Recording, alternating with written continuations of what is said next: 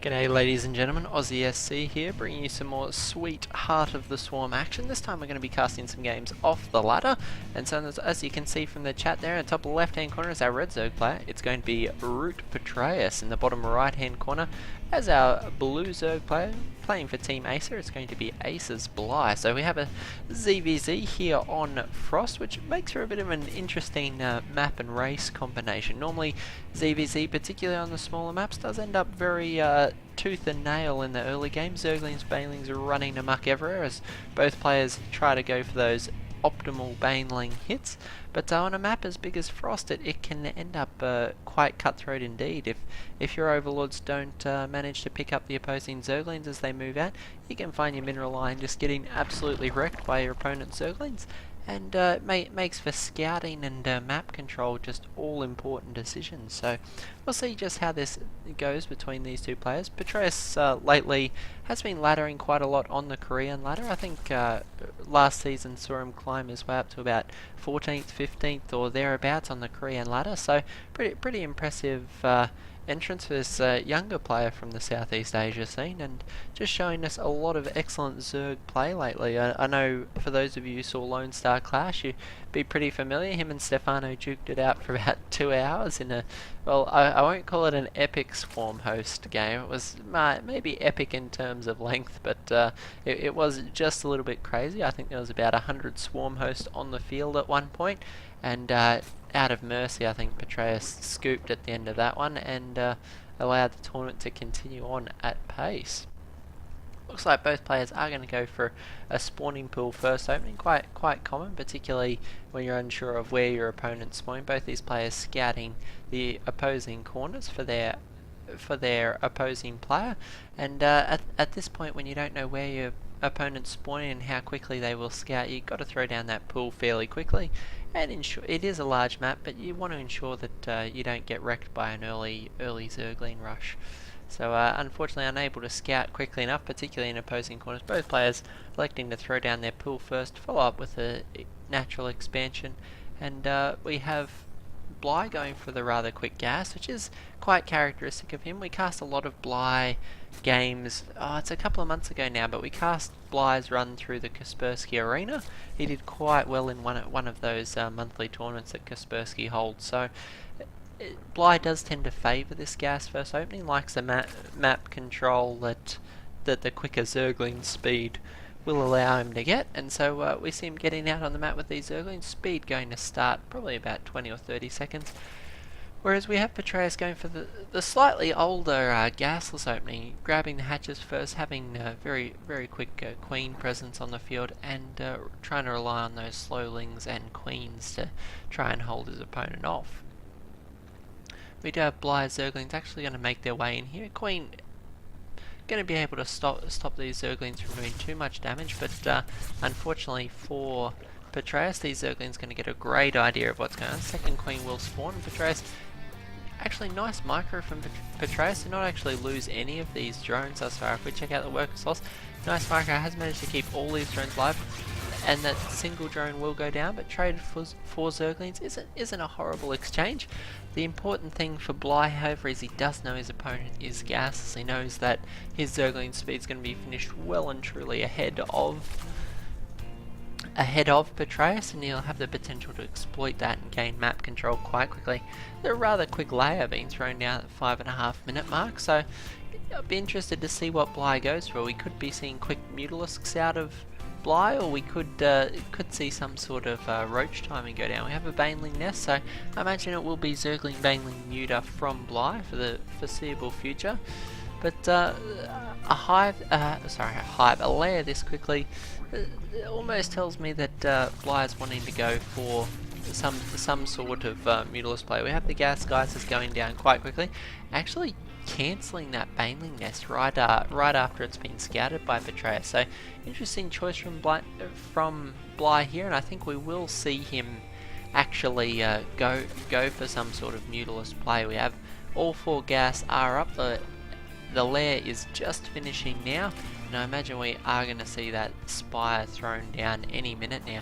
Whereas on Patraeus' side of the field, he is going for the roaches, which quite popular on the career ladder at the moment. We see almost all ZvZs devolving into some crazy roaches or roach hydra play, and this could be some sort of roach 1-1 timing attack. We have 2 evo chambers down, roach warren being thrown down now, and there is the spire for Bly. So it looks like we will be seeing 2 base muter. Of course, he will try and get down a third, as doing 2 base muter on some sort of prolonged play is very difficult. The gas cap tends to hurt you quite substantially, whereas Patraeus has the creep spread down.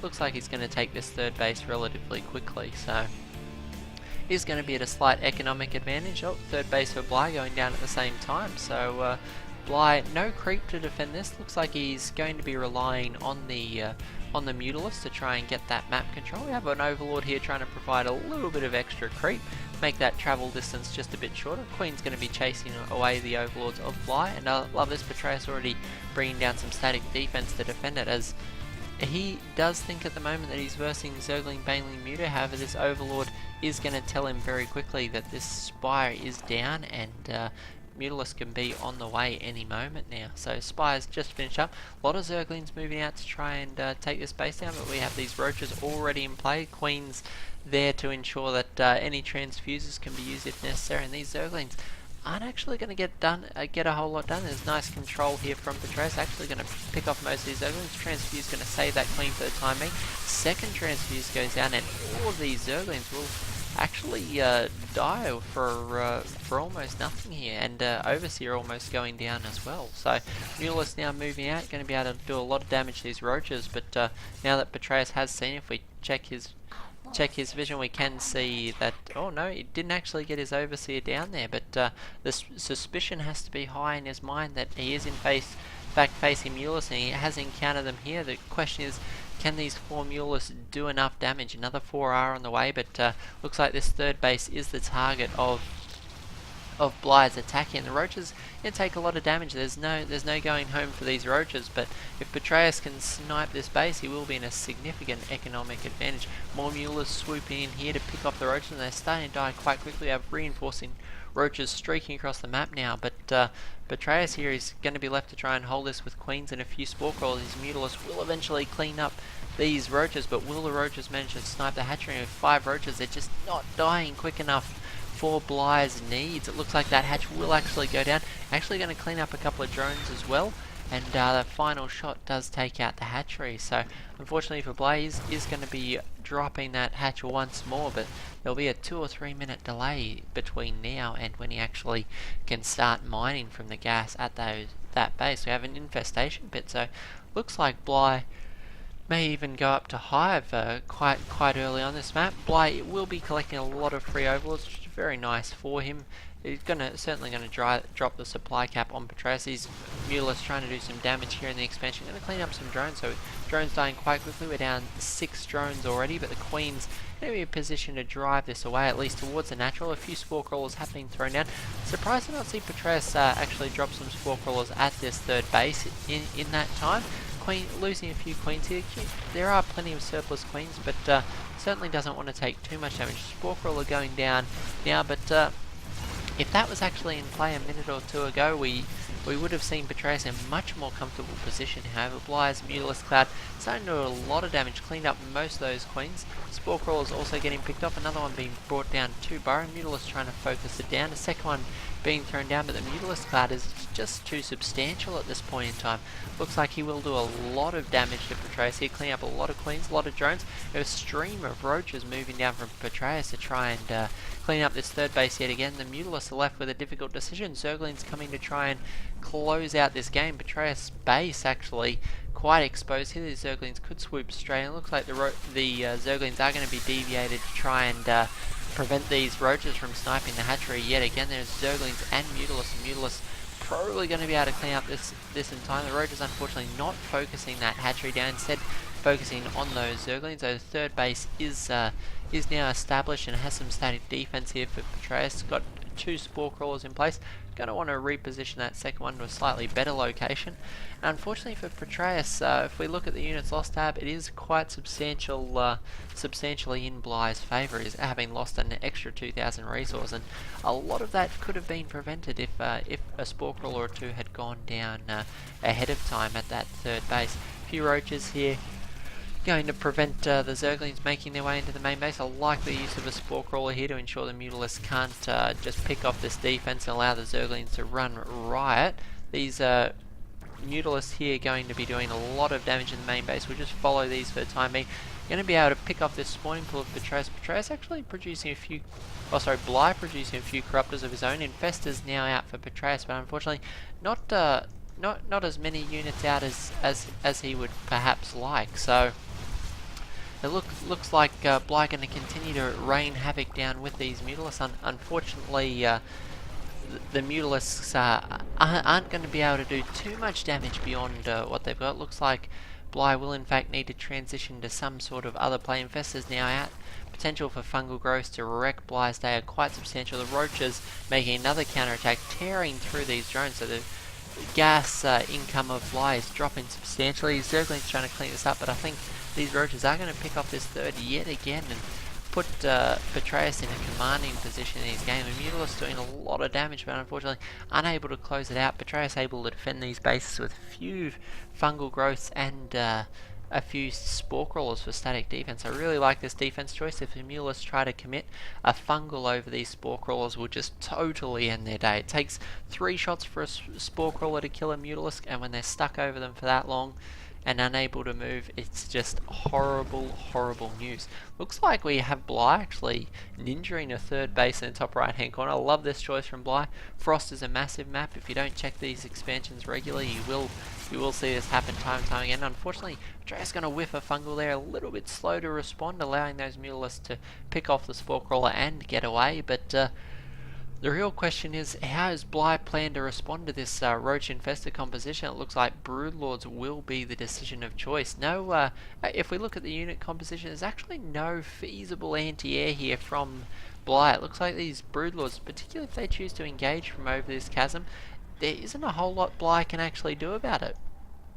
More Broodlords actually on the way behind. We have 7 Broodlords, which is quite quick. 17 minutes. You don't often see Broodlords at this stage of the game, but Bly going for a great choice here. These are going to absolutely destroy this third base, and not a lot the Infestors can do. Potential for a fungal growth, but in order to cast that, he will lose any Infestors he uses. So a little bit of a difficult choice. It looks like Patraeus will in fact decide to go for the base trade.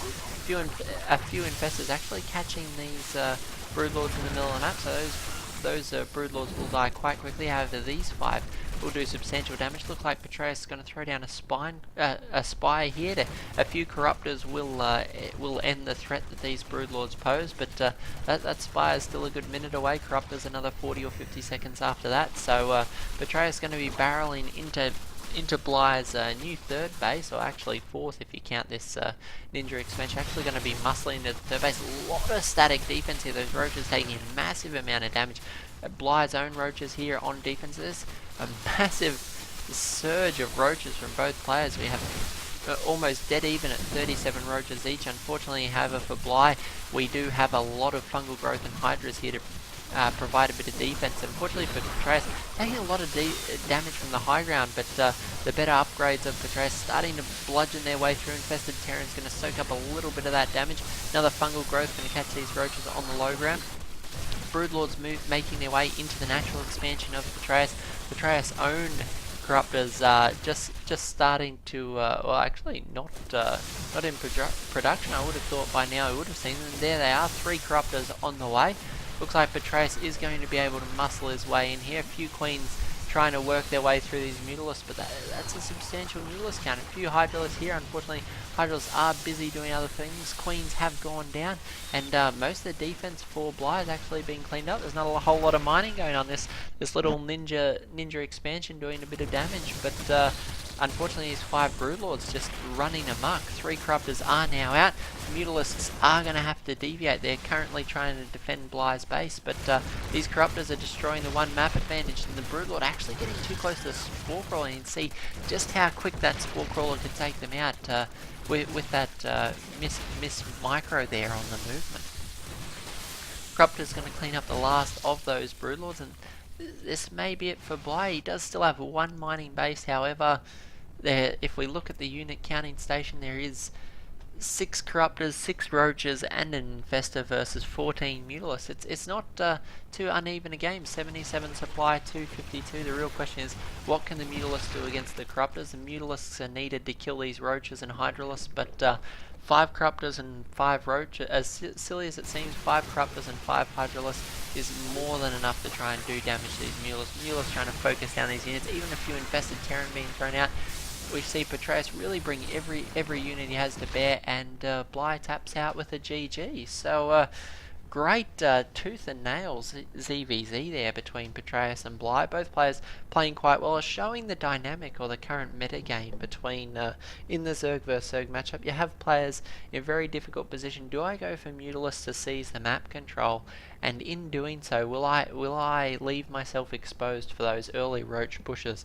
And we saw both players using the respective tech paths to their maximum advantage. However, unfortunately for Bly, Patraeus able to get the slight edge there and take the game. So great Zerg vs Zerg. Hope you guys enjoyed it. I will pop links to these guys' streams down below. Patraeus streams a heck of a lot, so jump on there and give him a bit of support. Thank him for posting these great games.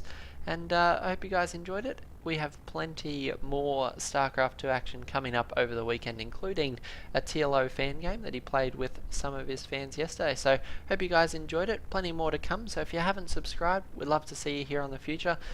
Jump on that subscribe button. It's above the video, below the video. You can find it pretty much everywhere on the channel. We'd love to see you here in the future. Thanks guys. This is Aussie StarCraft, and I'll catch you in the next cast.